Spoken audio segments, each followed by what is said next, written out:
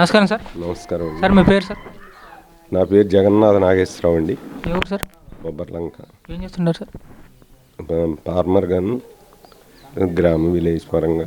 Okay sir. ప్రధానంగా చూసుకుంటే ఇప్పుడు వచ్చేసరికి జగన్ గారు హయాం వచ్చినాక అభివృద్ధి అనేది ఎలా కనబడుతుంది మీకు? అభివృద్ధి అనేది చెప్పటం వరకే కానీ చేతుల్లో ఏమి లేదు.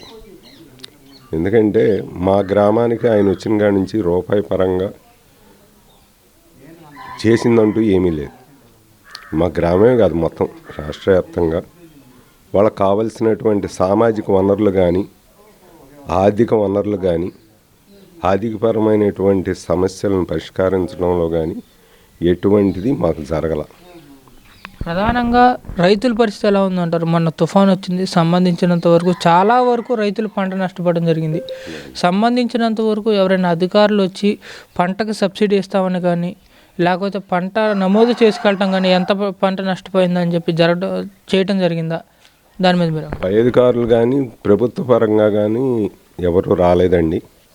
కింద స్థాయి వాళ్ళు, సచివాలయం స్థాయిలో వాళ్ళు వరకే నోట్ చేయటం జరిగింది. ఎటువంటి యొక్క స్టేట్మెంట్ కానీ, మంత్రులు కానీ, ప్రభుత్వ పరంగా కానీ, కింద స్థాయి అధికారులు కానీ, కలెక్టర్ కానీ ఇంతవరకు దాని మీద ఒక కామెంట్ చేయటం అనేది జరగల. అదేవిధంగా చూసుకుంటే ఇప్పుడు వచ్చేసరికి చంద్రబాబు గారి హయాంలో రైతులకంటూ కొంత బడ్జెట్ ఉండేది. సంబంధించినంత వరకు అది బడ్జెట్తో రైతులకు కావాల్సినటువంటి మనకి ట్రాక్టర్లు కానివ్వండి, పట్టాటలు కానివ్వండి ఇలా కొనుక్కునే పరిస్థితి ఉండేది సబ్సిడీ మీద. జగన్ గారు ఏమొచ్చినాక అసలు బడ్జెటే లేదంటున్నారు. దాని మీద మీరు ఏమంటారు? బడ్జెటే కాదండి, ఉన్న బడ్జెట్ను కూడా, ఉన్న నిధులను కూడా వాళ్ళు ప్రభుత్వ పరంగా లాగేసుకుని ఖాళీ ఖజానాలు ఎట్టి పెడతాం జరిగింది. ఇంకా బడ్జెట్ ఎక్కడి నుంచి వస్తుంది? ప్రభుత్వానికి ఉన్నటువంటి యొక్క క్రియా విధానం ఎట్లా జరుగుతుంది, ఎట్లా నడుస్తాయి సంస్థలు, వాటి కార్పొరేషన్లు ఎట్లా నడుస్తాయి? అనేక సంస్థలు ఉన్నాయి. అగ్రికల్చర్, డిఆర్డిఏ ప్లస్ వాటికి సంబంధించినటువంటి కిసాన్ అభివృద్ధి పథకం అని ఉంది.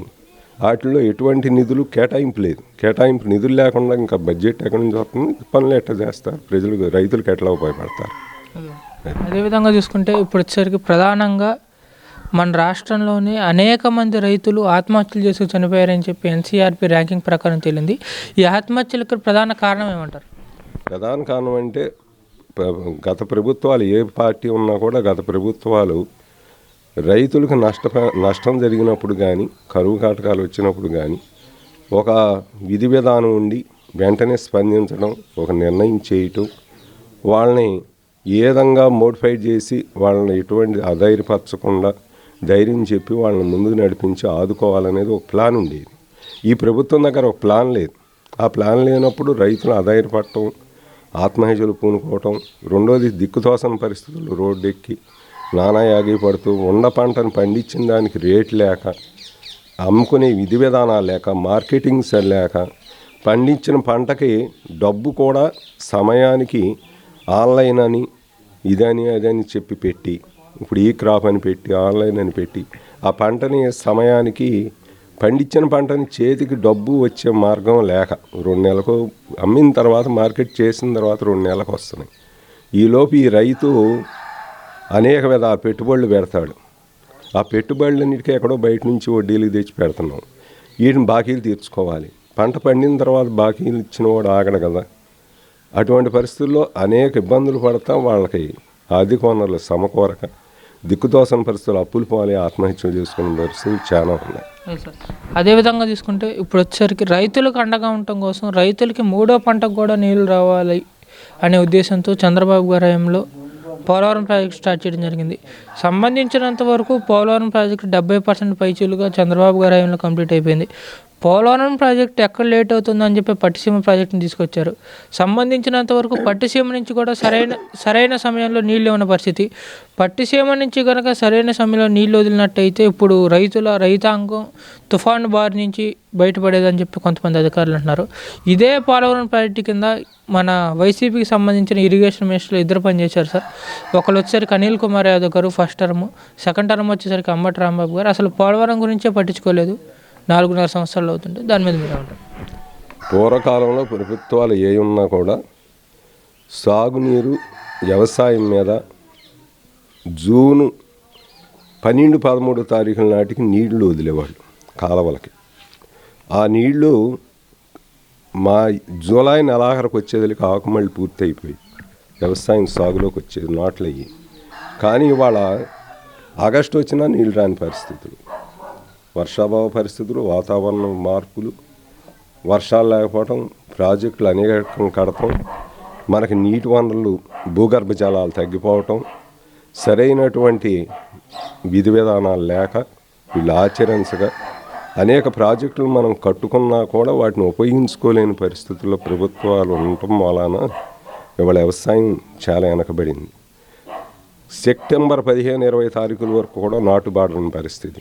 ఆ కారణం చేత డిసెంబర్ నెలాఖరు వచ్చినా కూడా నాట్లు కోతలు అవట్లేదు. దానివల్ల పెనుముప్పు ఉంది. వాతావరణ మార్పులు నవంబర్ నుంచి డిసెంబర్ వరకు తుఫానుల ప్రభావం ఉంటుంది. వాటి బారిన పడి వ్యవసాయం అంతా కూడా అటు ఫస్ట్లో పంట వేయలేకపోవటం, వేసిన పంటని చేతికి తీసుకోలేకపోవటం అనేది అనర్థాలకు కారణం అవుతుంది. ఆపదల బారిన రైతు పడిపోతున్నాడు. ఈ ప్రాజెక్టులు ఏవైతే ఉన్నాయో పట్టిసీమ కట్టిన తర్వాత, పులిచింతల ప్రాజెక్టు పూర్తయిన తర్వాత, పట్టిసీమలో పులిచింతల్లోనూ నాగార్జున సాగర్ నుంచి నీరు రాకపోయినా పులిచింతల నుంచి గోదావరికి వచ్చే ప్రవాహం ముందొస్తుంది కాబట్టి మన ఏరియాకి శ్రీశైలం సాగర్ నుంచి రాకపోయినా మనకి పులిచింతల నుంచి పట్టిసీమ నుంచి జూన్ 15-20 తారీఖుల నాటికి చంద్రబాబు నాయుడు నీళ్ళు తీసుకొచ్చి మనకి సాగునీరు ఇచ్చారు డెల్టా ఏరియాకి.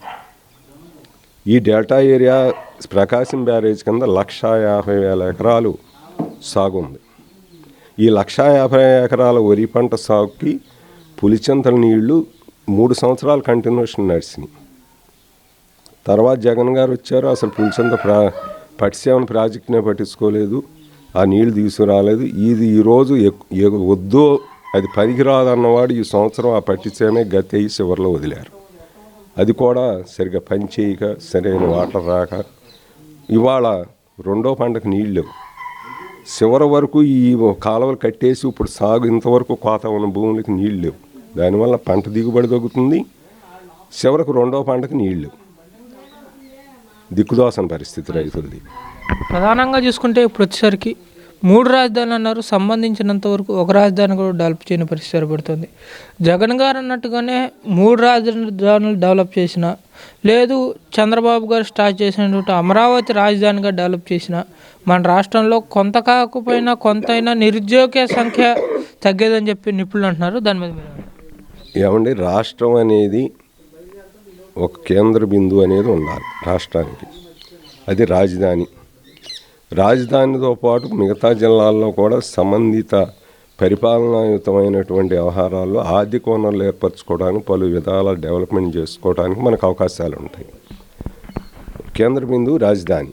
కేంద్ర బిందువు చుట్టూ అనేకమైనటువంటి ప్రాజెక్టులు, పరిశ్రమలు, వ్యాపారస్తులు వస్తారు.